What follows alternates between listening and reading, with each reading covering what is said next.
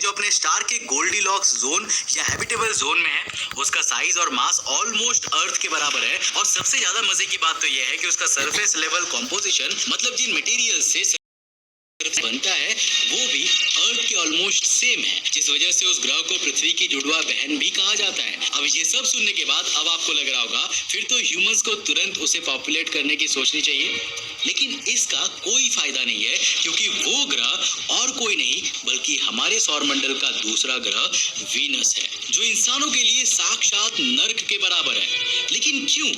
आखिर इतनी सिमिलैरिटीज होने के बावजूद भी आज जहां एक प्लैनेट पूरे बायोलॉजिकल इकोसिस्टम के लिए रिस्पॉन्सिबल है, तो वहीं दूसरा ग्रह लिविंग हेल में कैसे कन्वर्ट हो गया? वेल, आज के इस वीडियो में हम इसी के ऊपर बात करने वाले हैं। तो हेलो गाइस, मैं हूं कौशिक और चलिए शुरू करते हैं एक और नए एपिसोड को।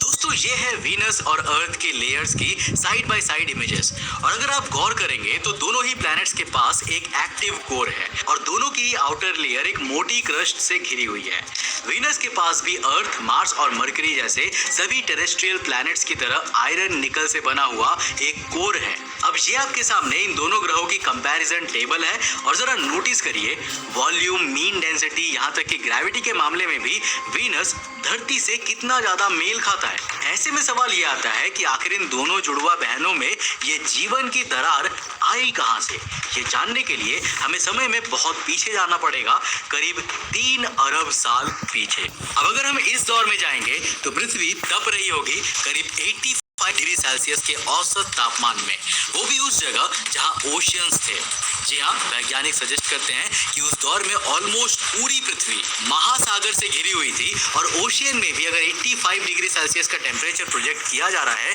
तो वो बहुत ज्यादा है। यहाँ की हवा भी सांस लेने लायक नहीं थी, क्योंकि मॉडल सजेस्ट करते हैं कि करीब 3 अरब साल पहले यहाँ के एटमॉस्फेयर में ऑक्सीजन नहीं बल्कि मीथेन, अमोनिया, वाटर वेपर और नियॉन जैसी नोबल गैसेस शामिल थी, जिनकी प्रेजेंस में सर्वाइवल की सोचना भी गुनाह है। अब इसी के कॉन्ट्रास्ट में हमारा मार्स बर्फ और ठंडक से घिरा हुआ था, जहां भी किसी का सरवाइव करना आउट ऑफ इक्वेशन था। मगर इसी टाइम पीरियड में अगर हम वीनस में चले जाते तो उससे बेहतरीन जगह हमारे लिए कुछ हो ही नहीं सकती थी। कैसे? वेल, इसका जवाब हमें मिला नासा के Goddard institute for space studies के रिसर्चर्स द्वारा साल 2016 में डेवलप किए गए क्लाइमेट मॉडल्स में। अब जिन्हें मॉडल्स के बारे में नहीं पता, तो मॉडल्स बेसिकली मशीन लर्निंग के वो प्रोग्राम्स होते हैं जो किसी भी डेटा सेट पर ट्रेन होके किसी दूसरे प्लैनेट को लेकर चीजें प्रिडिक्ट करते हैं। अब सपोज करो कि अगर कोई ऐसा मशीन लर्निंग कंप्यूटर प्रोग्राम या मॉडल है जिसने पिछले 100 साल में आने वाले सभी तूफानों को एनालाइज किया है, तो वो अभी के मौसम के चहल पहल को देखते हुए ये कंपेयर करेगा कि अभी के मौसम में और तूफान के पहले वाले मौसम में क्या सिमिलैरिटीज रहती है, और फिर उस पुराने डेटा से कंपेयर करने के बाद जो सबसे स्ट्रॉन्ग पॉसिबिलिटीज होगी उसे एज ए प्रेडिक्शन रिटर्न करेगा कि अगला तूफान आने वाला इवेंट ये होने वाला है या इतने टाइम के बाद ये होने वाला है। अब चूंकि वीनस का एक्यूरेट डेटा पाने के लिए हमें उसे क्लोजली ऑब्जर्व करना था, इसलिए नासा द्वारा 4 मई 1989 के दिन वीनस की पूरी सरफेस की इमेजिंग करने के लिए और वहां का मॉडल प्रिपेयर करने के लिए मैजेलान स्पेसक्राफ्ट लॉन्च किया गया था, और ये बहुत ही क्रूशियल साबित हुआ। ये मिशन इतना इंपॉर्टेंट था कि अपने मिशन की लाइफ साइकिल के दौरान इस स्पेसक्राफ्ट ने पृथ्वी पे करीब 1200 गीगाबिट्स का डेटा भेजा था, जो उस वक्त नासा के सारे प्लैनेटरी मिशंस के डेटा के कंबाइंड साइज से भी 900 गीगाबिट्स ज्यादा थी। ऑफिशियल रिकॉर्ड्स के अनुसार 13 सितंबर 1992 तक मैजेलान ने वीनस की 98% सरफेस की मैपिंग कंप्लीट कर ली थी, और जब सारी मैपिंग खत्म हो गई तब 13 अक्टूबर 1994 के दिन इस स्पेसक्राफ्ट को वीनस के एटमॉस्फेयर में एंटर करवा दिया गया, जहां वीनस के एटमॉस्फेयर में एंटर करने के 10 घंटे के अंदर ही पूरा स्पेसक्राफ्ट यहाँ के भयंकर टेम्परेचर के कारण भस्म हो गया। अब मैजेलान ने वैसे तो हमें वीनस की ऑलमोस्ट पूरी कुंडली दे दी थी, मगर जो मेन फाइंडिंग्स हमें मैजेलान के डेटा से मिली ना, वो ये थी कि 85% वीनस सरफेस पे वॉल्केनो का लावा बह रहा है। इसके अलावा मैजेलान ने हमें ये भी बताया कि वीनस की सरफेस का टेम्परेचर अराउंड 887 डिग्री फ़ारेनहाइट या 475 डिग्री सेल्सियस है, और एटमॉस्फेरिक प्रेशर पृथ्वी से 92 टाइम्स ज्यादा था। इसके अलावा वीनस की टोपोग्राफी कैसी है, वहाँ का कॉम्पोजिशन कैसा है, वहाँ सोलर रेडिएशन कितनी और किस तरह पहुंचती है, ये सारा डेटा मैजेलान ने पृथ्वी पे भेजा था, जिसे आज सैकड़ों रिसर्च पेपर्स और प्रोजेक्ट्स में यूज किया गया है। जिसमें से सबसे इंटरेस्टिंग और शायद सबसे यूजफुल एप्लीकेशन हमें मिला माइकल वे और उनकी टीम द्वारा पब्लिश किए गए इस रिसर्च पेपर में, titled was Venus the first habitable world of our solar system. Michael और उनकी टीम ने मेनली 4 तरह के डेटा कलेक्ट किए, जिसमें से एक थी मैजेलान मिशन से एक्सट्रैक्ट की गई वेनेशियन टोपोग्राफी, दूसरी सूरज और वीनस दोनों के मूवमेंट्स और चेंजेस को स्टडी करके सूरज की तरफ से वीनस पे आज से करीब 3 अरब साल पहले तक पड़ने वाले एस्टिमेटेड स्पेक्ट्रल इरेडियंस, तीसरी थी करंट थियरी के हिसाब से जो ओशियानिक एस्टिमेट्स वीनस को लेके किए जाते थे वो, और लास्टली वीनस का उस दौर का एस्टिमेटेड एटमॉस्फेरिक कंपोजिशन। इस पूरे डेटा को कंबाइन किया गया, कंप्यूटर मॉडल को इस कंबाइंड डेटा पे ट्रेन किया गया और फिर अलग अलग सिनेरियोस को डाल के देखा गया कि आखिर आज से 3 अरब साल पहले वीनस के क्या हालात थे। नाउ सरप्राइजिंगली हमारे सामने जो मॉडल आया उसके अनुसार इस टाइम पीरियड में वीनस की हैबिटेबिलिटी बिल्कुल अर्थ के लेवल पे थी, जहां इस पूरे ग्रह का global average temperature 11 degree Celsius देखा जा रहा था। और अगर आपको ये टेम्परेचर सर्वाइवल के दायरे में कम लग रहा है ना, तो एक कंपैरिजन के लिए ये समझ लीजिए कि पिछले साल जब एल नीनो चल रहा था और एक के बाद एक गर्मी के रिकॉर्ड टूट रहे थे, तब भी अर्थ का global average temperature around 15 degree Celsius record किया जा रहा था, जो ऑलमोस्ट पृथ्वी जितना ही है। नॉट ओनली दिस, टोपोग्राफी यानी जमीनों की सतह का स्ट्रक्चर किस तरह का है उसके डेटा को देखते हुए जब समय में अरबों साल पहले देखने की कोशिश की गई, तो हाइड्रोजन आइसोटोप की क्वांटिटी को देखते हुए ये भी पाया गया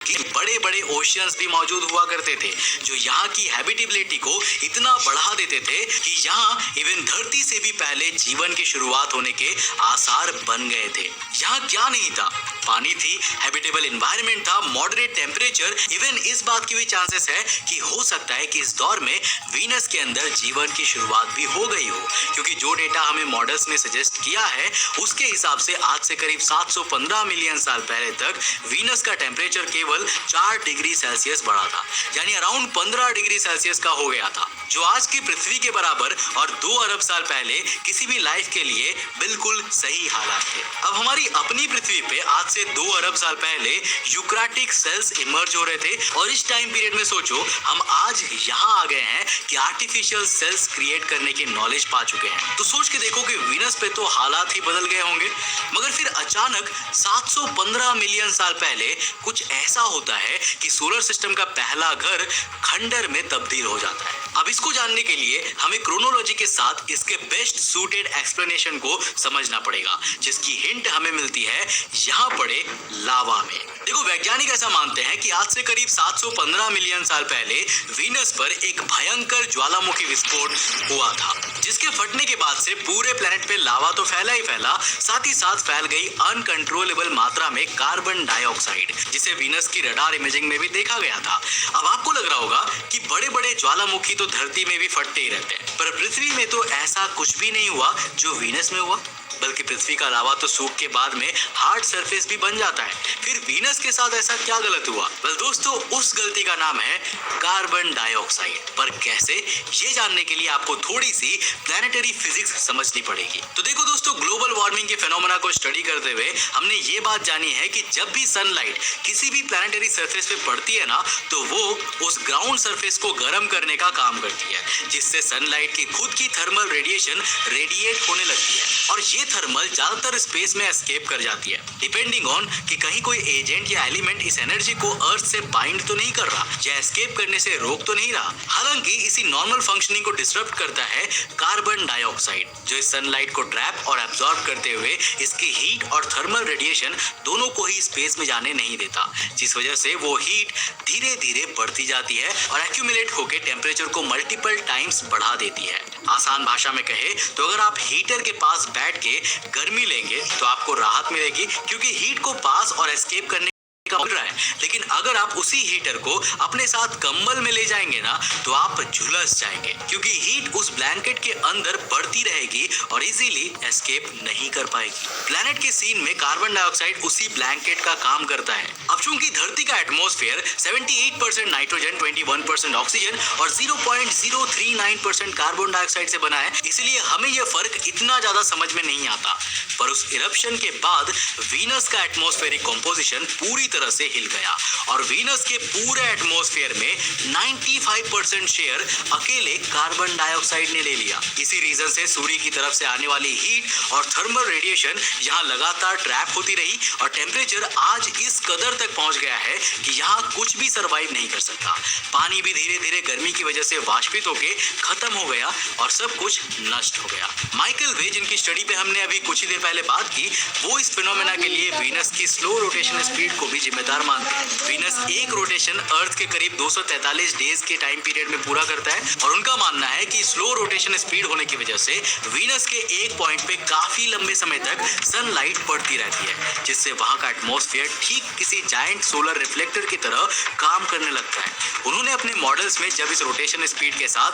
छेड़छाड़ की तो देखा कि अगर वीनस की रोटेशन स्पीड थोड़ी भी ज्यादा होती ना तो शायद इस इफेक्ट को कम किया जा सकता था, या क्या पता सब कुछ नॉर्मलाइज हो जाता और वीनस में सिविलाइजेशन क्रिएट हो जाती। बट ऐसा नहीं हुआ एंड दैट शोज कि हमारा पृथ्वी पे इकलौता जीवन होना सच में कितना बड़ा तुक्का है। वैसे दोस्तों, आपको क्या लगता है, क्या इस पूरे ब्रह्मांड में केवल एकमात्र पृथ्वी पर ही जीवन रह रही होगी, या फिर जीवन हर जगह हर एक सोलर सिस्टम में फैला हुआ है, बस हम उन्हें देख नहीं सकते और वो अलग अलग रूप में, अलग अलग भाषा में, अलग अलग प्रकार के जीवन हो। वेल, आपकी क्या राय है इसमें? नीचे कमेंट सेक्शन खुला है, अपनी राय लिखकर जरूर बताना। अगर वीडियो पसंद आया तो इस वीडियो को लाइक करने के साथ साथ अपने दोस्तों के साथ जरूर शेयर करना और उस दोस्त को जरूर भेजना जिसको आप वीनस में एक दिन भेजना चाहते हो। बाकी अगर आप नए हो चैनल पे तो चैनल को सब्सक्राइब करने के साथ साथ नोटिफिकेशन बेल ऑन कर देना। ये चैनल बहुत ही जल्दी 5 मिलियन हिट करने वाली है, तो जल्दी से जल्दी इस चैनल को सब्सक्राइब करो और अपने दोस्तों के साथ शेयर करवाओ, उनको भी सब्सक्राइब करवाओ, ताकि हम जल्द ही 5 मिलियन के माइलस्टोन को कंप्लीट कर सके। अब अगर आपको ये वीडियो पसंद आया तो मैं आपको रेकमेंड करूंगा कि आप अगली वीडियो इसे